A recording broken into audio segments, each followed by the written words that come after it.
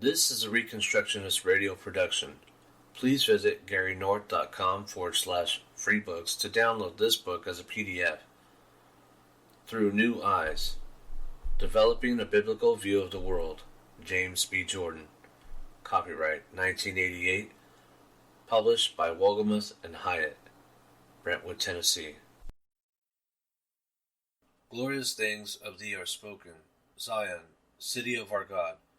He whose word cannot be broken, formed thee for his own abode. On the rock of ages founded, what can shake thy sure repose? With salvation's wall surrounded, thou mayest smile at all thy foes. John Newton. 6. Rocks, Gold, and Gems. I have seldom lived in large cities, and thus have not often been privileged to visit museums. I recall my frustration on one occasion, however, when I visited an exhibit of precious gemstones. I did not get to see very much of it because the room was so crowded with people peering through the glass at these pieces of rock. In another room, there was an exhibit of rocks that glowed with peculiar colors under ultraviolet light. One had to stand in front of a window to see these, and again, it was difficult to work one's way through the crowd. I don't suppose my experience is particularly unique or worth recounting, except that it is a telling example of the fact that people, for some reason, like to look at certain pieces of rock. The Bible has a lot to say about stones and rocks, and more than we might think about gold, gems, and precious stones. These are given as emblems of God and His glory, and since men are made in God's image, they also speak of men. The Rock of Ages. The best way to begin a study of this is to look at God, the rock of our salvation. The key passage to begin with is Deuteronomy 32, which might be called the Song of the Rock, though it is usually called the Song of Moses because Moses wrote it. You remember that when Israel came out of Egypt, the Israelites were thirsty, and God told Moses to strike the rock to give them water. God's cloud sat upon the rock, and when Moses brought the rod of judgment down on the rock, it passed through the cloud. In this way, God told the people that He would take upon Himself the judgment that they deserved, and that when He did so, living water would be given to them. Thus, God told them that He was their rock, and that He would give them water. Exodus 17, verse 2 through 6. Naturally, when God the rock made covenant with Israel, He wrote it on the stone. Exodus 24, verse 12. For years after that, Israel wandered into the wilderness. This wilderness was full of rocks and huge stones. They were all around Israel as she traveled, and they surrounded the people as they gathered to Moses to hear the song of Deuteronomy 32. I proclaim the name of the Lord, ascribe greatness to our God. The rock, His work is perfect, for all His ways are just. A God of faithfulness and without injustice, righteous and upright is He. Deuteronomy 32, verse 3 through 4. In other words, God is constant and unfailing to His people. Like a rock, God does not change from day to day, from time to time. But Jeshurun grew fat and kicked. You are grown fat, thick, and sleek. Then he forsook God who made him, and scorned the rock of his salvation. They made him jealous with strange gods. With abominations they provoked him to anger. You neglected the rock who begot you, and forgot the God who gave you birth. Deuteronomy 32, verse 15 through 16, 18. Moses told them that God would forsake them if they turned to other rocks. How could one chase 1,000, and 2 put 10,000 to flight, unless their rock had sold them, and the Lord had given them up? Indeed, their rock is not like our rock. Even our enemies themselves judge this. Deuteronomy 32, verse 30 through 31. The gods of other nations are like little rocks without much to them. Israel would be foolish to forsake the true rock, because in time God would destroy these pebbles. And He will say, where are their gods, the rock in which they sought refuge? Deuteronomy 32, verse 37. When Samuel was born, his mother Hannah celebrated God as her rock.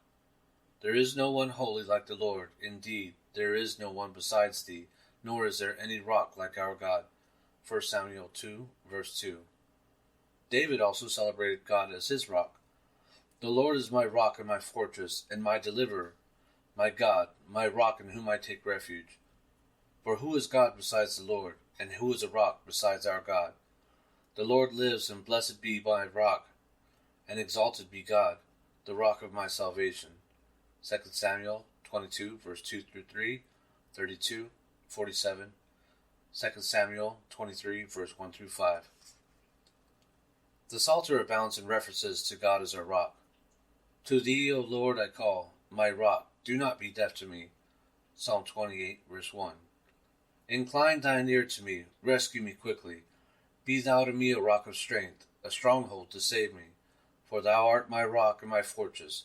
Psalm 31, verse 2 through 3. I will say to God, my rock, why hast thou forgotten me? Why do I go mourning? Psalm 42, verse 9. O come, let us sing for joy to the Lord. Let us shout joyfully to the rock of our salvation. Psalm 95, verse 1. Also 61, verse 2, 62, verse 7, 71, verse 3, 89, verse 26, 92, verse 15, 94, verse 22. Isaiah also delights to call God the rock of Israel. For you have forgotten the God of your salvation, and have not remembered the rock of your refuge. Isaiah 17, verse 10. Trust in the Lord forever, for in God the Lord we have an everlasting rock. Isaiah 26, verse 4, 30, verse 29, 44, verse 8. We can summarize what the Bible says about God as our rock by taking note of 5 things. First, the rock points to strength. A rock is hard and firm, and if it is a large rock, it is pretty much unbreakable. Second, God presents himself as a rock to hide in a fortress. God put Moses in the cleft of a rock to protect him from God's consuming glory. Exodus 33, verse 22. And since this rock is said to be a place next to me, commentators have often associated it with Jesus Christ, our protector. Third, God as a rock points to judgment. If a large rock falls on you, you are crushed, and just such a judging rock is God. Jesus called himself the stone which the builders rejected, and said that everyone who falls on that stone will be broken to pieces, but on whomever it falls, it will scatter him like dust. Luke 20, verse 17 through 18. Falling on the stone and being broken is an image of salvation, but the stone falling on you is an image of judgment. Along these lines, we remember that the prescribed method of execution in the Bible was by stoning, Deuteronomy 13, verse 10, etc. Daniel's vision of the world history saw the kingdom of Christ as a stone cut without hands that would strike and shatter the kingdoms of the world, Daniel 2. In an ambiguous passage, the saints are said to rejoice when they dash the children of Babylon against a rock, Psalm 137, verse 9. But in the light of Luke 20, verse 18, does this point to destruction or salvation? Since the church has always seen the waters of baptism as waters of judgment unto salvation, baptismal fonts have often been made of stone. Fourth, God as our rock is the foundation of his house, his kingdom. The wise man builds his house on the rock. Matthew 7, verse 24 through 25. Christ is chief cornerstone, and we are all living stones. Ephesians 2, verse 20, 1 Peter 2, verse 6. Fifth, a mighty rock gives shade, a picture of God's provision and protection. We have seen that God's glory cloud gave shade to Israel in the wilderness. Isaiah 4, verse 6, 25, verse 4.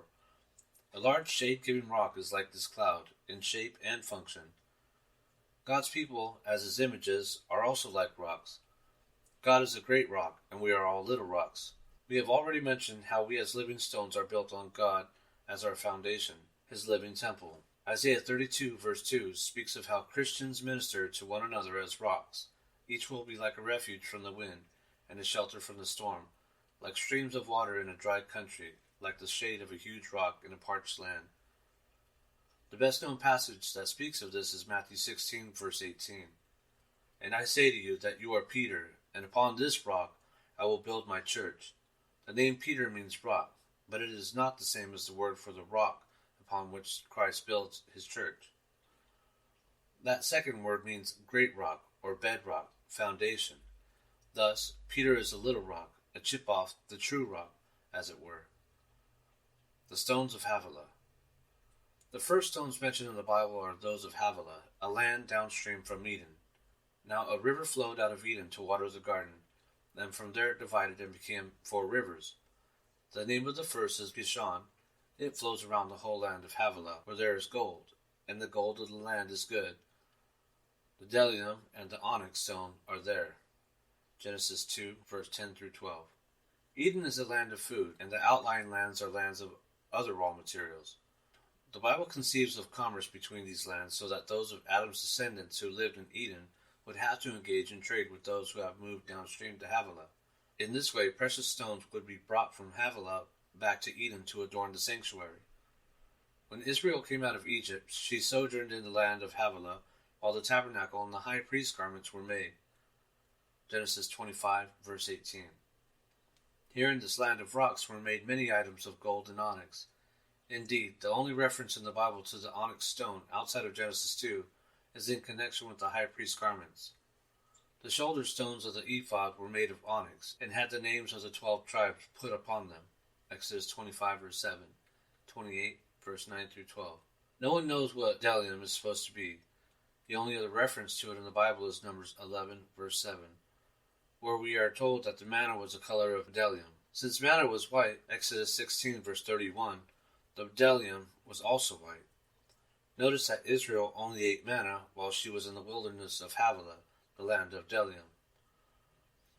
Gold is much more familiar to us, more than any other metals. Gold and silver show forth the glory of God. In every time, in every clime, in every land and nation, gold and silver come to be regarded as valuable. There are 2 points to be made concerning this. First of all, gold and silver, especially gold, are heavy. The Hebrew word for glory literally means heavy. A few years ago, in American slang, anything that was impressive was heavy, and this reflects a sound linguistic instinct. Part of the attractiveness and glory of gold, then, lies in its weight. Second, not only is gold heavy, it is also radiant and shining. God's glory appears as flaming fire in a burning furnace, and gold, more than any other mineral, ties into the human tendency to appreciate this glory. The walls of the tabernacle and the temple were both lined with gold, creating a golden glory environment all around. Similarly, the fiery tree of lampstand on the tabernacle, an abiding replica of the burning bush, was made of gold, as were many other items. Stones of fire. Let us turn our attention now to precious stones. They are, after all, the glory stones. We enjoy looking at them in coffee table books. We make jewelry out of them. We pay high prices for them, not because they are rare, after all many other minerals are much rarer, but because they are beautiful and thus highly prized. In Ezekiel 28, verse 13 through 14, we find a description of the king of Tyre. You were in Eden, the garden of God. Every precious stone was your covering, the ruby, the topaz, and the diamond, the beryl, the onyx, and the jasper, the lapis lazuli, the turquoise, and the emerald, and the gold, the workmanship of your settings and sockets, was in you. On the day that you were created, they were prepared. You were the anointed cherub who covers, and I placed you. You were on the holy mountain of God. You walked in the midst of the stones of fire. Some commentators have suggested that the king of Tyre is Lucifer, because he is called a cherub, and others have pointed to Adam because of Eden. In light of the context, however, we should see this king of Tyre as the high priest of Israel. Israel was the true head of the nations, spiritually speaking. Genesis 12, verse 3, Deuteronomy 28, verse 13. Tyre had been allied spiritually with Israel in David's time, and thus had recognized the high priest as her ultimate earthly spiritual leader. Indeed, Tyre had helped build the temple. 2 Samuel 5, verse 11 through 12, 1 Kings 5, verse 1 through 18, 9, verse 10 through 14, 2 Chronicles 8, verse 2, Psalm 45, verse 12. Tyre, living downstream from Eden in Havilah, assisted Solomon in getting gold for the temple, 1 Kings 9, verse 26 through 28. Tyre had provided these Havilah raw materials in exchange for table provisions from the Edenic food land of Israel, thus providing a snapshot of how the priestly nation was to interact with other converted nations. 1 Kings 5, verse 9 through 12. Now, however, Tyre had broken faith, and thus the Lord made a long prophecy against her and her prince, Ezekiel 26 through 28. This apostasy did not occur in a vacuum, however. As Ezekiel had already shown at length, Ezekiel 1 through 23, it was Israel's apostasy that had misled the nations. It was the high priest, the spiritual king of Tyre, whose sin had ultimately caused the prince of Tyre to go astray. Now, with this background, we can understand better the imagery of Ezekiel 28, verse 13 through 14. Eden, the garden of God, is the land of Israel, and most particularly Jerusalem. Ezekiel 31, verse 8 through 9, 16, 36, verse 35. The covering of precious stones is the breastpiece of the high priest. Described in Exodus 28, verse 15 through 21, the high priest was the cherubic guardian of the temple, and his failure to maintain God's holiness had led both Israel and her ally Tyre into sin. The holy mountain is Mount Moriah, the temple site. We notice that the gemstones are called stones of fire, verses 14 and 16. This is because these stones house fire. If you have a diamond ring, hold it up. Notice the fire within. Each of these stones is a tiny image of God's glory, his fire. The high priest, whose chest was covered with such fiery stones, thus had his own personal glory cloud, an image of God's. It is because gemstones so pointedly reflect God's glory that we regard them as beautiful. It is written on the heart of man to appreciate glory, and it takes a great act of the will to pervert this attraction.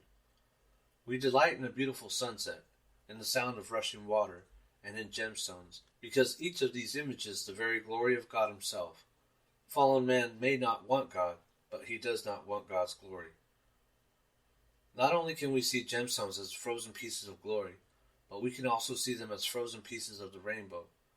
The rainbow is, of course, a manifestation of glory, being made of light in all colors. It appears in the heavens like the glory of God, and the Bible shows it encircling God's throne. The rainbow first appears in the familiar passage Genesis 9, verse 12 through 16, where God put his war bow in the sky and said, "When the bow is in the cloud, then I will look upon it, to remember the everlasting covenant between God and every living creature of all flesh that is on earth." Genesis 9, verse 16. It is nice for us to look at rainbows and be reminded that God will never again destroy the earth with the flood, but it is far more important for God to be reminded when he sees it.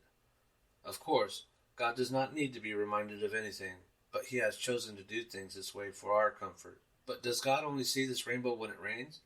No, because God is always surrounded by his glory cloud, and thus he always sees the rainbow. When Ezekiel saw God's glory chariot, he wrote that, as the appearance of the rainbow in the clouds on a rainy day, so was the appearance of the surrounding radiance. Such was the appearance of the likeness of the glory of God. Ezekiel 1, verse 28. Similarly, when John stood before God's throne, he saw that there was a rainbow around the throne, like an emerald in appearance. Revelation 4, verse 3. John compared the rainbow to a gemstone. Finally, in Revelation 10, verse 1, John had a vision of the exalted Christ and described him as another strong angel coming down out of heaven, clothed with a cloud, and the rainbow was upon his head, and his face was like the sun, and his legs like pillars of fire. The rainbow around his head means that Christ looks through it to see the world, always reminded of the Noahic covenant. The rainbow encircles God's throne, but so too do the gemstones. In Revelation 21, we have a vision of the New Jerusalem, the city built around God's throne. Revelation 22, verse 1. Jerusalem is an architectural replica of God's glory home. The foundation stones of the city wall were adorned with every kind of precious stone. The first foundation stone was jasper, the second, sapphire, the third, chalcedony, the fourth, emerald, the fifth, sardonyx, the sixth, sardius, the seventh, chrysolite, the eighth, beryl, the ninth, topaz, the 10th, chrysoprase, the 11th, jacinth, the 12th, amethyst, and the 12 gates were 12 pearls. Each one of the gates was a single pearl. In other words, the city was encircled with gemstones, stones of the land for Israel, and pearls from the sea for Gentiles. These foundation stones have already been associated with the names of the apostles, Revelation 21, verse 14. Just as a high priest's 12 stones had written on them the 12 tribes of Israel. Thus, these stones represent people. See also Isaiah 54, verse 11 through 12. We are God's house of gemstones. The righteous people in the church are likened to gemstones by Paul in a famous temple passage. According to the grace of God which was given to me, as a wise master builder, I laid a foundation, and another is building upon it. But let each man be careful how he builds upon it. For no man can lay a foundation other than the one which is laid, which is Jesus Christ. Now if any man builds upon the foundation with gold, silver, precious stones, wood, hay, straw, each man's work will become evident, for the day will show it, because it is revealed with fire. 1 Corinthians 3, verse 10 through 13. Paul is writing to pastors who will continue building the house whose foundation he has already laid. Paul says that the church is built up of saints who are like gold, silver, and gemstones, but also includes Satan's agents who are like wood, hay, and stubble. God puts the wicked into the church so that they may catch on fire and turn the church into a refining furnace to purify his people. Conclusion. God does not want ugly brown stones adorning the walls of his house. He wants lovely, pure stones, glorious stones of fire, chips of frozen rainbow. He wants a people of peace, a rainbow people, who respect the Noahic covenant and thus love his world and will not destroy it. Christians are the rainbow warbow of the Prince of Peace, bringing the peace to the world of humanity in the gospel. But also, the fact that the high priest carried the gemstones on his heart means that we as God's gemstones are always next to the heart of Christ. We may feel like ugly gray rocks that have been cast aside, but we know in faith that God carries us on his heart, and we are of infinite value to him. Fulfilled is all that David told, in true prophetic song of old, how God the nation's king should be, for God is reigning from the tree. O tree of beauty, tree most fair, ordained those holy limbs to bear. Gone is thy shame, each crimson bow proclaims the King of glory now. Blessed tree, whose chosen branches bore the wealth that did the whole world restore, the price of humankind to pay, and spoil the spoiler of his prey. O cross, our one reliance hell, still may thy power with us avail, more good for righteous souls to win, and save the sinner from his sin. Venantius Fortunatus, 1-3, and Anonymous. Translation, The Episcopal Hymnal, 1940. The Reconstructionist Radio Podcast Network brings to you a complete lineup of podcasts where you will hear practical and tactical theology. Our desire is not simply that you consume our shows, but that you also live out your faith in every area of life. We can talk all day long about these things, but if we fail to put them into practice, then we fail as ambassadors of Jesus Christ our King. Subscribe now to your favorite Reconstructionist Radio Podcast Network shows, or you can subscribe to the Reconstructionist Radio Master Feed, where all of the content we produce, including the audiobooks and audio articles, will pop up as soon as they are available. And don't forget to visit reconstructionistradio.com to volunteer as a narrator or to partner with this ministry financially. May the Holy Spirit stir you into action for Christ and His kingdom.